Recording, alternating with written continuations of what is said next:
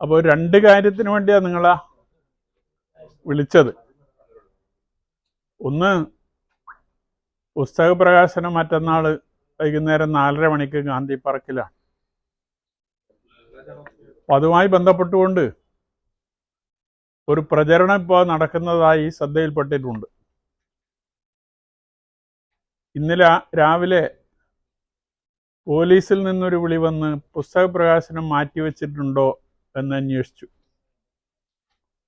ഞാൻ പറഞ്ഞു അങ്ങനെ മാറ്റിവെച്ചിട്ടില്ല, അതാ നിശ്ചയിച്ച രീതിയിൽ തന്നെ നടക്കും. അപ്പം അങ്ങനെ ഒരു പ്രചരണം നടക്കുന്നുണ്ട് എന്ന നിലയിൽ എൻ്റെ ശ്രദ്ധയിൽപ്പെടുത്തി. ഉച്ചക്ക് ഒരു മാധ്യമ സുഹൃത്ത് വിളിച്ച് ഇതേ ചോദ്യം വീണ്ടും ആവർത്തിച്ചു, ഇങ്ങനെ മാറ്റിവെച്ചിട്ടുണ്ടോ?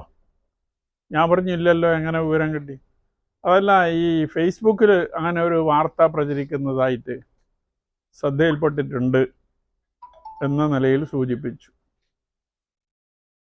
അപ്പോൾ ആ നിലയിൽ ഈ പുസ്തക പ്രകാശനത്തിന് വരുന്ന ആളുകളുടെ എണ്ണം കുറക്കാനോ എന്താണ് ഉദ്ദേശം എന്നറിയില്ല. ഏതായാലും അങ്ങനെ ഒരു പ്രചരണം നടക്കുന്നതായി ഈ രണ്ട് തരത്തിലും വിവരം ലഭിച്ചിട്ടുണ്ട്. അപ്പോൾ പുസ്തക പ്രകാശന ചടങ്ങിൽ ഒരു മാറ്റവുമില്ല. 4-ാം തീയതി വൈകുന്നേരം 4:30 മണിക്ക് ഗാന്ധി പാർക്കിൽ നേരത്തെ നിശ്ചയിച്ച നിലയിൽ തന്നെ ആ പരിപാടി നടക്കും. അതിനാവശ്യമായ ഒരു പ്രചരണം നിങ്ങളുടെ എല്ലാം ഭാഗത്ത് നിന്നുണ്ടാകണം എന്ന് ഈ സാഹചര്യത്തിൽ പ്രത്യേകമായി നിങ്ങളോട് അഭ്യർത്ഥിക്കുന്നതിന് വേണ്ടിയാണ്. രണ്ടാമത്തെ കാര്യം, രക്തസാക്ഷി ഫണ്ടുമായി ബന്ധപ്പെട്ടുകൊണ്ട് ജനങ്ങളോട് പറയും എന്ന നിലയിൽ പാർട്ടി സംസ്ഥാന സെക്രട്ടറി MV ഗോവിന്ദ മാഷ് പറഞ്ഞത് കേൾക്കാനിടയായി. KPCC പ്രസിഡന്റ് സണ്ണി ജോസഫും MV ഗോവിന്ദ മാഷും BJPയുടെ തോന്നുന്നു മറ്റൊരാളും 3 പേര് ഇരുന്നു കൊണ്ടുള്ള ഒരു ചർച്ച, അത് ചാനൽ ചർച്ചയല്ല. അപ്പം അതിലാണ് ഗോവിന്ദ മാഷ് ഈ ഒരു പ്രഖ്യാപനം നടത്തിയത്. അതുമായി ബന്ധപ്പെട്ടുകൊണ്ട് ജില്ലാ സെക്രട്ടറി 6-ാം തീയതി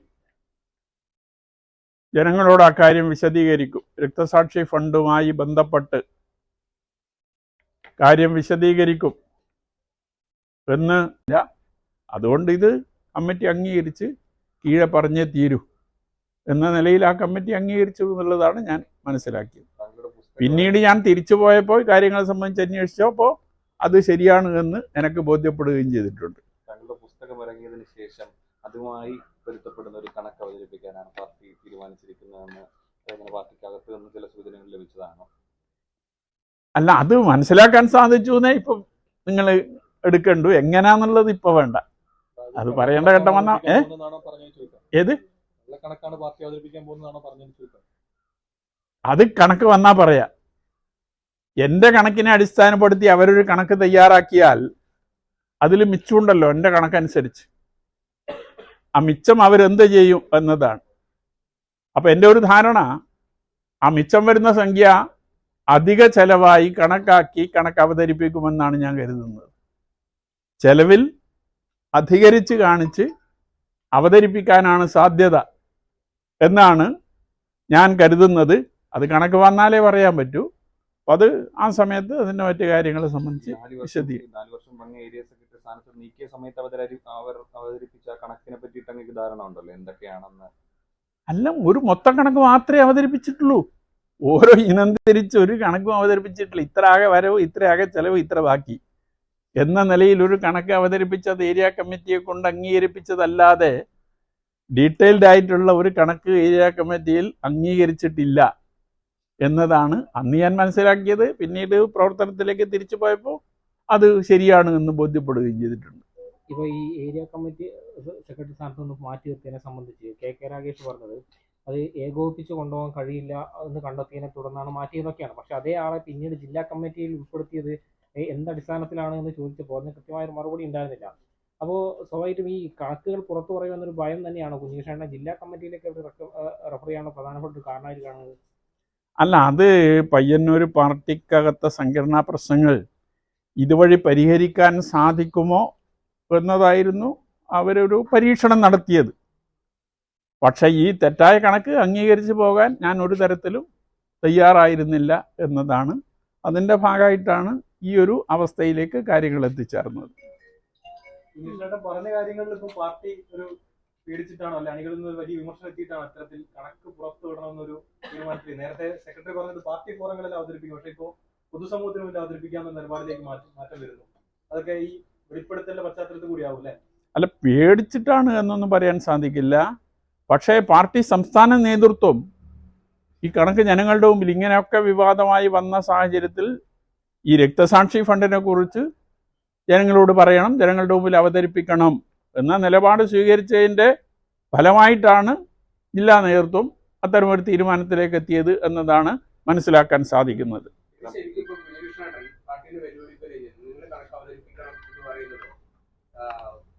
പാർട്ടി പറയുമെന്ന് പറയുന്നത് അതിന് മുന്നേ പുസ്തകം പ്രസിദ്ധീകരിക്കുന്നതിന് മുന്നേ പാർട്ടിയുടെ കണക്ക് പാർട്ടി പുറത്തുവിടണമെന്ന് പറയുന്നത് ശരിക്കും ഒരു പാർട്ടിയുടെ വെല്ലുവിളിക്കല്ലേ ചെയ്യുന്നത്? വെല്ലുവിളിയൊന്നും അതിലില്ല. കാരണം ഇത് കുറെ വർഷമായി പാർട്ടിക്കകത്ത് ചർച്ച ചെയ്തുകൊണ്ടിരിക്കുന്ന വിഷയമാണല്ലോ. ആ കുറെ വർഷമായി ചർച്ച ചെയ്തുകൊണ്ടിരിക്കുന്ന വിഷയം എന്നുള്ള നിലയിൽ പാർട്ടിയുടെ മുമ്പിൽ കൃത്യമായ കണക്കുണ്ടാകണ്ടേ. അപ്പം അതുകൊണ്ടാണ് ഇതിനു മുമ്പ്, കാരണം ഞാൻ ഈ കാര്യം മനസ്സിലാക്കിയ സാഹചര്യത്തിലുമാണ് അതിനു മുമ്പ് ഈ കണക്ക് പുറത്തു വീഴണം. അതൊരു വെല്ലുവിളിയൊന്നുമല്ല. പാർട്ടിയെ വെല്ലുവിളിക്കാൻ ഞാൻ ആര്? ഈ 6-ാം തീയതി പത്രവാർത്താ സമ്മേളനം നടത്തി താങ്കളടക്കം ശ്രദ്ധയിൽപ്പെടുത്തിയപ്പോൾ പോലും അല്ല, ഇപ്പോഴത്തെ സംസ്ഥാന സെക്രട്ടറിയുടെ ശ്രദ്ധയിൽ ഞാൻ ഈ കണക്കുകളൊന്നും പെടുത്തിയിട്ടില്ല. അതിനു മുമ്പ് ഈ ഓഡിറ്റ് ചെയ്ത സമയം തന്നെ അന്നത്തെ സംസ്ഥാന സെക്രട്ടറിയുടെ ശ്രദ്ധയിൽ ഈ കാര്യങ്ങളെല്ലാം പെടുത്തിയിട്ടുണ്ട്. ഈ 3 ഫണ്ട് വിഷയം സംബന്ധിച്ചും കൃത്യമായി വാക്കാൽ ബോധ്യപ്പെടുത്തിയിട്ടുണ്ട്, രേഖാമൂലം സമർപ്പിച്ചിട്ടുണ്ട്. അപ്പം അത് അന്നത്തെ സെക്രട്ടറിക്ക് ബോധ്യമുള്ളത് മാത്രമല്ല, ആ ഫയൽ അവിടെ ഉണ്ടാകുമല്ലോ. സംസ്ഥാന സെൻറ്ററിൻ്റെ മുമ്പിൽ ഞാൻ നൽകിയ രേഖകൾ ഉണ്ടാകുമല്ലോ. അത് വെച്ചിട്ട് പുതിയ സെക്രട്ടറി കാര്യങ്ങൾ മനസ്സിലാക്കിയിട്ടുണ്ടാകുമെന്നാണ് കരുതുന്നത്. അതല്ലാതെ പുതിയ സെക്രട്ടറിയുടെ മുമ്പിൽ ഈ കണക്കുകളൊന്നും ഞാൻ ബോധ്യപ്പെടുത്താൻ പോയിട്ടില്ല, വിശദീകരിക്കാൻ പോയിട്ടില്ല. ഈ പയ്യന്നൂരിലെ സഖാക്കൾ ഈ പറയുന്നത്, പാർട്ടി പറയുന്നത്, കുഞ്ഞികൃഷ്ണൻ പറയുന്നത്, ഇതിൽ ഏത് വിശ്വസിക്കാനാണ് കരുതുന്നത്? അത് രണ്ടും വിശ്വസിക്കുന്ന ആളുകളുണ്ട് എന്നാണ് എൻ്റെ ധാരണ. ഞാൻ പറയുന്നത് വിശ്വസിക്കുന്ന ആളുകളുമുണ്ട്, പാർട്ടി പറയുന്നത് വിശ്വസിക്കുന്ന ആളുകളുമുണ്ട്. ഞാൻ കളവായ ഒരു കാര്യം പറയില്ല എന്ന് വിശ്വസിക്കുന്ന വലിയ വിഭാഗം ജനങ്ങൾ ഈ പയ്യന്നൂർ പ്രദേശത്തുണ്ട്. എനക്കതുകൊണ്ട് എന്തെങ്കിലും നേട്ടമുണ്ടാണ്ടേ? ഈ പാർട്ടിയെ വെല്ലുവിളിച്ചുകൊണ്ട് ഞാൻ തെറ്റായ ഒരു കാര്യം ഈ നിലയിൽ പ്രചരിപ്പിക്കാൻ സന്നദ്ധമാകണമെങ്കിൽ എനിക്കതിലെന്തെങ്കിലും നേട്ടമുണ്ടാണ്ടേ? അപ്പോൾ ആളല്ല ഞാൻ എന്ന നല്ല ബോധ്യം ഈ പയ്യന്നൂരിലെ പാർട്ടി മെമ്പർമാരിലും പാർട്ടി അണികളിലും വലിയ വിഭാഗത്തിന് ധാരണയുണ്ട്. എന്നാൽ ഒരു വിഭാഗം ഈ തെറ്റ് ചെയ്തവരെ സംരക്ഷിക്കാൻ സാധിക്കത്തക്ക രീതിയിൽ പ്രവർത്തനം നടത്തുന്ന ആളുകളുമുണ്ട്. ഇതിൽ സ്വാധീനത്തിന്റെ ഭാഗമായിട്ടാണോ അങ്ങനെ? അത് ഞാൻ എൻ്റെ പുസ്തകത്തിലും വിശദീകരിക്കുന്നുണ്ട്.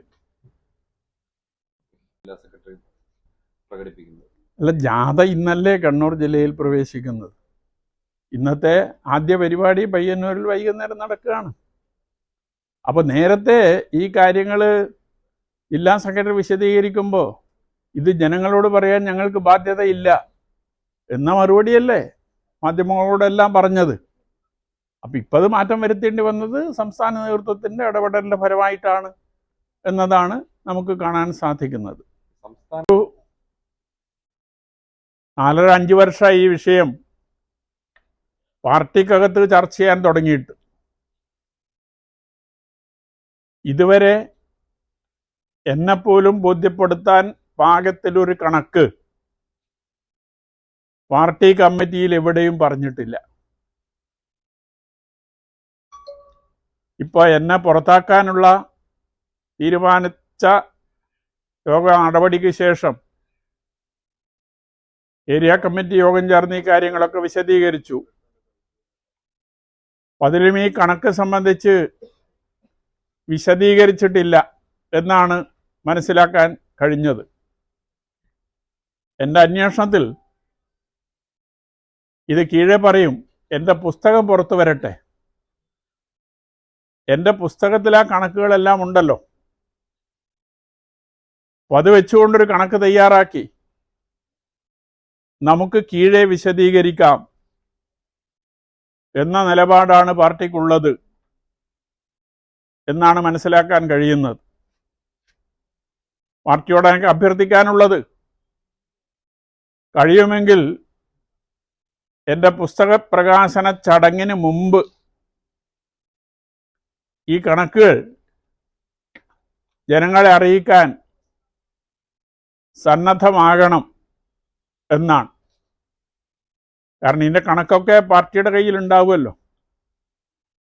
2016 ഈ ഫണ്ട് പിരിക്കുന്നത്. അപ്പോൾ അതിനുശേഷം ഇങ്ങോട്ട് 10 വർഷമായി. ധനരാജന്റെ വീട് നിർമ്മാണമാണ് അവസാനമായി ബാക്കിയുണ്ടായിരുന്നത്. അത് 2018 പൂർത്തീകരിച്ച് കൈമാറി കഴിഞ്ഞിരുന്നു. അതിൻ്റെ എല്ലാ പ്രവർത്തനങ്ങളും പൂർത്തീകരിച്ചിട്ട് തന്നെ 8 വർഷമായി. അപ്പോൾ ഇതുവരെ പാർട്ടിക്കകത്ത് പോലും സത്യസന്ധമായ ഒരു കണക്ക്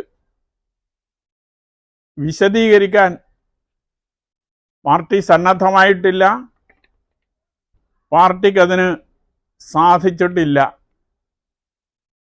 അതുകൊണ്ട് ഈ പുസ്തക പ്രകാശനത്തിന് മുമ്പ് അങ്ങനെ ഒരു കണക്ക് ജനങ്ങളുടെ മുമ്പിൽ അവതരിപ്പിക്കാൻ സാധിക്കണം എന്ന് പാർട്ടിയോട് ഏറെ ബഹുമാനത്തോടു കൂടി തന്നെ ഞാൻ അഭ്യർത്ഥിക്കുകയാണ്, ആവശ്യപ്പെടുകയാണ്.